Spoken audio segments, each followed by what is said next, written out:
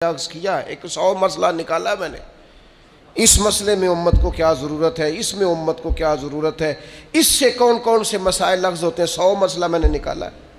اس لیے نبی پاک علیہ السلام نے فرمایا عالم کی فضیلت عابد پر اس طرح ہے جس طرح میری فضیلت تم میں سے کسی چھوٹے پر ہے۔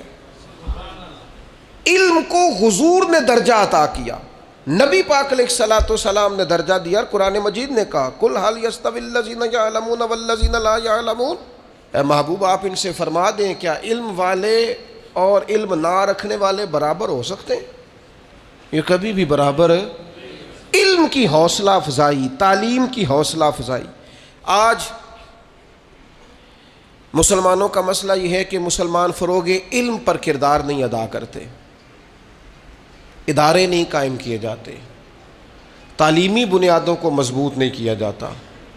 ہم غریب کی مدد کرنا چاہتے ہیں، بھوکے کو کھانا کھلانا چاہتے ہیں، کمزور کو کپڑے پہنانا چاہتے ہیں، لیکن جو اس کی اصل مدد ہے وہ کیا ہے؟ وہ اصل مدد تو یہ ہے کہ آپ اسے علم سکھائیں، اسے ہنر سکھائیں۔ پہلے 1 آدھ 2 4 لوگ تھے کھانا کھلانے والے، پھر کھانا کھلانے والے سینکڑوں ہوئے تو کھانے والے بھی ہزاروں ہو گئے۔ لیکن اگر ان لوگوں کو ہنرمند کیا جائے، تعلیم کا شعور دیا جائے، صرف روٹی کھلانا ہی صدقہ نہیں، غریب کو پیسے دینا ہی صدقہ نہیں۔ ابن ماجہ میں حدیث ہے، نبی پاک علیہ السلام نے فرمایا سب سے افضل صدقہ یہ ہے کہ بندہ علم سیکھے اور پھر دوسروں کو سکھائے، یہ افضل ترین صدقہ ہے۔ یہ بھی صدقہ کریں، تعلیمی اداروں کے قیام میں اپنا کردار ادا کریں، تعلیم کی مضبوطی میں اپنا کردار ادا کریں، تعلیمی بنیادوں کو طاقتور کرنے میں اپنا کردار ادا کریں۔ فروغ علم کی مضبوطی یہ امت کی مضبوطی ہے۔ پھر وہی بات، اگر علم آ جائے نا، اگر تعلیم کے ساتھ تربیت حاصل ہو جائے نا، اگر فہم و فراست حاصل ہو جائے نا، اگر وہ شعوری بلندی جو ایک مہذب قوم کا حصہ ہوتی ہے وہ اگر آ جائے نا، تو کوئی شخص بھی کوئی بھی لبادہ اوڑھ کے آ جائے فرق نہیں پڑتا۔ یہ جو علم ہوتا ہے نا، یہ انسان کو بااعتماد کرتا ہے۔ آپ کے پاس حضرت شیخ الاسلام خواجہ قمر الدین سیالوی رحمۃ اللہ علیہ کے پاس ایک شخص آیا، چونکہ عالم تھے، اس نے آ کے کہا امام اعظم کی بات نہیں ماننی چاہیے۔ تو کچھ لوگوں کو کسی کا اعتراض سن کے غصہ آتا ہے، کچھ کو ہنسی آتی ہے کہ ہر بیچارہ دیکھو کیا کہہ رہا ہے، اس کا شعور دیکھو۔ عالم تھے نا، علم ٹھہراؤ پیدا کرتا ہے، بردباری لاتا ہے۔ فرمانے لگے کیا کہا تم نے؟ کہنے لگا جی امام صاحب کی بات نہیں ماننی چاہیے۔ تو خواجہ صاحب فرمانے لگے تیری یہ والی بات مان لوں؟ وہ چپ کر گیا، کہنے لگا جی آپ کیا کہہ رہے ہیں؟ فرمانے لگے تو مجھے یہ کہہ رہا نا کہ امام صاحب کی نہ مانو میری مانو، یعنی تیری مان لوں اور جنہوں نے رسول کریم کے صحابہ کی صحبت اٹھائی ہے ان کی بات نہ مانوں۔ یہ کب ہوتا ہے؟ جب آپ کے پاس آج علمی پسماندگی بہت زیادہ ہے۔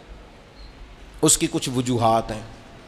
سب سے پہلا تو جو ہمارا غریب طبقہ ہے وہ کہتا ہے جی چھوڑیں جی، پڑھ کے کیا کرنا ہے، کچھ 4 پیسے کمائے، کسی کا میز صاف کرے، کسی کو چائے لا کے دے، کوئی موٹر سائیکلوں کا کام سیکھ لے، پڑھ کے کیا کرنا ہے۔